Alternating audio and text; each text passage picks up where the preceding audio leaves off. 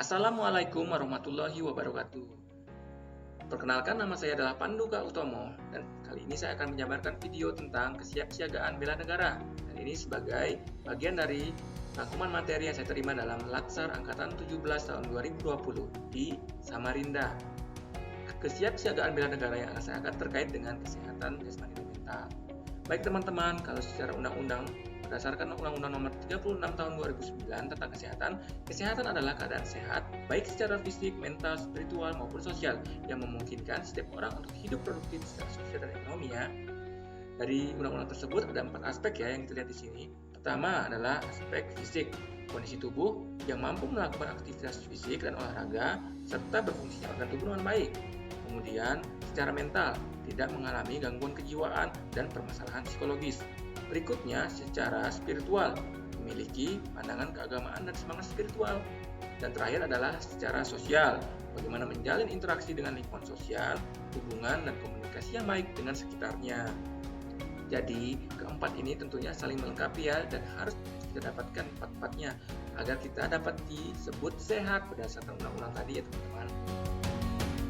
Berikutnya saya mengutip pujangga Inggris ya, William Shakespeare, yang mengatakan bahwa tubuh kita adalah kebun kita, kemauan kita adalah tukang kebun kita. Artinya kemauan kita lah yang akan bisa menentukan tubuh kita ini sehat atau tidak.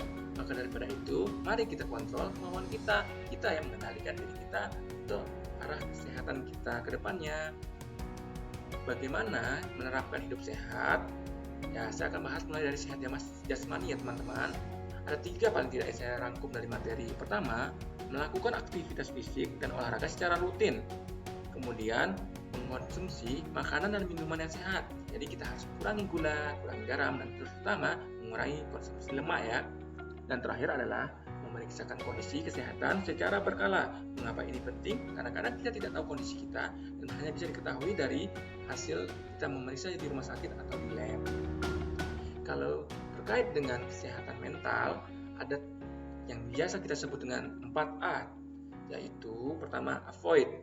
Avoid adalah menghindari masalah apabila memungkinkan. Jadi kita harus jauh-jauh ya dari masalah. Kemudian A yang kedua adalah alter. Jadi ketika ada masalah ya sudah, kita harus melakukan prioritas untuk menyelesaikan masalah tersebut atau meminta bantuan dalam menyelesaikannya. Yang ketiga adalah adapt, yaitu menyesuaikan diri dengan keadaan. Dan apabila 3 A ini sudah tidak bisa lagi, kita akan mencapai A berikutnya atau A terakhir, yaitu accept, yaitu bagaimana kita menerima dengan lapang dada apabila masalah tidak bisa selesai sesuai harapan kita. Jadi jangan sampai perasaan itu memberontak dalam diri kita ya, kita harus lepaskan, let it go, dan menerimanya dengan lapang dada. Supaya apa? Supaya kita bisa mencapai sehat secara mental. Dari rangkuman materi yang saya dapatkan di pelatihan, saya bisa menekankan beberapa poin yang penting. Yang pertama adalah bagaimana menjaga kesehatan merupakan bagian dari kesiapsiagaan dan bela negara. Menjaga vitalitas jasmani dan kejernihan mental merupakan bagian yang dapat kita dapatkan dengan berbagai cara di lingkungan terdekat kita. Dan dengan menjaganya, berarti kita juga telah berpartisipasi dalam bela negara. Nah, karena kita juga bisa berkontribusi positif untuk masa ini. Itu tak akan kita dapatkan jika kondisi kita tidak sehat, baik secara jasmani maupun secara mental. Jadi harus seimbang ya teman-teman.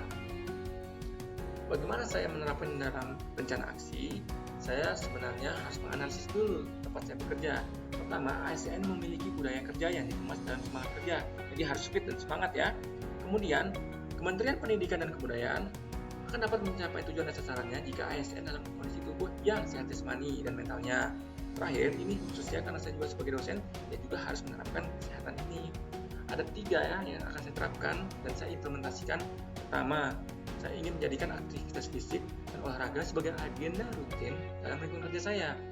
Kemudian saya ingin juga menerapkan istirahat yang cukup untuk menghindari turunnya daya tahan tubuh ya, yang ujung-ujungnya nanti bisa jadi stres juga. Dan terakhir, di lingkungan kerja saya ingin menjaga tingkat stres dalam lingkungan pekerjaan saya.